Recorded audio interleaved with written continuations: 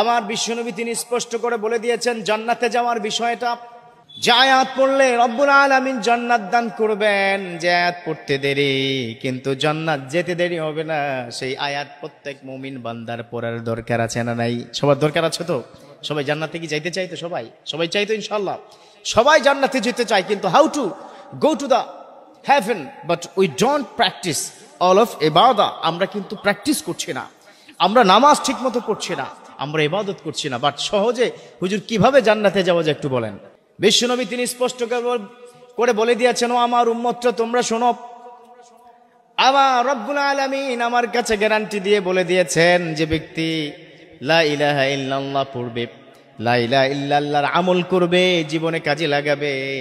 লা ইলাহা ইল্লাল্লাহ মানে হচ্ছে আল্লাহ ছাড়া কোনো মাবুদ নাই।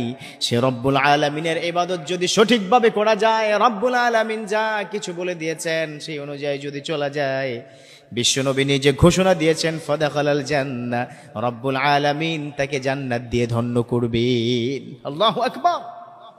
মান ক্বালা লা ইলাহা ইল্লাল্লাহ ফাদাখালাল জান্নাহ, বুখারী শরীফের হাদিস।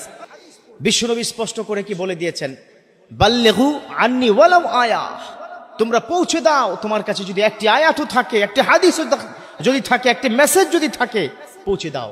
ফেসবুকে তোমরা যারা ইয়াংরা আছো সারাদিন কি করো? শেয়ার করো, এটা সেটা শেয়ার করো। কিন্তু ইসলামের কন্টেন্টগুলো শেয়ার করলে যে তোমার সওয়াব হবে সেটা তুমি ভুলে যাও। ইসলামের কন্টেন্টগুলো শেয়ার করবে, ভালো কিছু হাদিস শেয়ার করবে। মানুষের কাছে যখন হাদিসটা পৌঁছে যাবে, সে যদি একটিবারের জন্য সেটা আমল করে, সে আমলের সওয়াব, সমপরিমাণ সওয়াব আল্লাহ পাক তোমার আমল নামায় দিয়ে দিবে। সুবহানাল্লাহ। তোমার এই একটা শেয়ারের কারণে তোমার কোনো দিনই ভাই এটা যদি প্রতিদিন 5 বার করে পড়ে জান্নাতে যায়, তাহলে তোমাকে কি আল্লাহ জান্নাত কি দিতে আল্লাহর কোনো অসুবিধা আছে? অসুবিধা নেই। এই জন্য কি করব, এটা সেটা বাজে জিনিস ফেসবুকে শেয়ার না করে, ছবি শেয়ার না করে, বন্ধুরা ঘুরতে গেলাম এই সেলফি, এটা সেটা এগুলো শেয়ার না করে, হাদিস, কোরআন, ইসলামের কথাগুলো, ওয়াজগুলো, আলোচনাগুলো শেয়ার করে অন্যকে দেখার সুযোগ করে দিবে। আল্লাহ পাক তোমার আমল নামে সওয়াব দান করতেই থাকবে। সুবহানাল্লাহ। তো যেমনটি বলছিলাম, বিশ্বনবীর হাদিস, আমার বিশ্বনবী বলে দিয়েছেন প্রতিদিন 5 বার নামাজের পর, ফরজ নামাজের পর বিশ্বনবী সব সময় এই দোয়াটা পড়তেন, এই সূরার আয়াতটা পড়তেন। বিশ্বনবী কোনোদিন এমন হয় নাই যে তিনি এই সূরার আয়াতটা মিস করেছেন। বিশ্বনবী যখন সালাম ফিরাতেন, সালাম ফিরে কি পড়তেন? আল্লাহু আকবার। প্রথম শব্দ কি? আল্লাহু আকবার। তারপরে কি? আস্তাগফিরুল্লাহ, আস্তাগফিরুল্লাহ, আস্তাগফিরুল্লাহ। তারপরে কি? তারপর তিনি স্পষ্ট করে কি বলতেন? লা ইলাহা ইল্লাল্লাহু ওয়াহদাহু লা শারীকা লাহু, লাহুল মুলকু ওয়া লাহুল হামদু ওয়া হুয়া আলা কুল্লি শাইইন কাদির।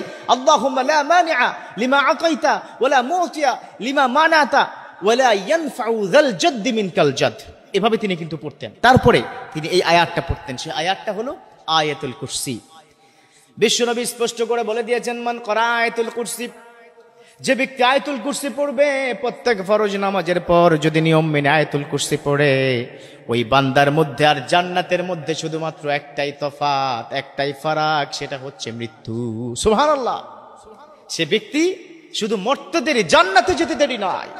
কত অসাধারণ কথা। আমরা সবাই কি পড়বো তো ইনশাআল্লাহ? সবাই কি পড়ি তো? সবাই কি পড়েন কি বাবাজি? পড়েন তো ইনশাআল্লাহ? পড়বেন। প্রত্যেক দিন নামাজের পরে অন্তত একবার আয়াতুল কুরসি পড়বেন। বিশ্বনবী তিনি গ্যারান্টি দিয়েছে, ওই বান্দা মরতে দেরি, তার জান্নাতে যেতে দেরি নাই। আজ থেকে ইনশাআল্লাহ তাআলা সবাই কি করব? আয়াতুল কুরসির আমল করব। এছাড়া এই আয়াতুল কুরসি পড়ে যদি রাত্রিকালীন সময় আপনি শুয়ে পড়েন, আপনার বদজিনে ধরবে না। বাবাজিনে অনেক সময় কি ধরে না? চেপে ধরে না? আর ধরবে না, বদজিন ধরবে না। ওই ঘরে ডাকাত, চোর, ডাকাত কোনোটাই প্রবেশ করতে পারবে না। এটা একটু আমল করে দেখবেন।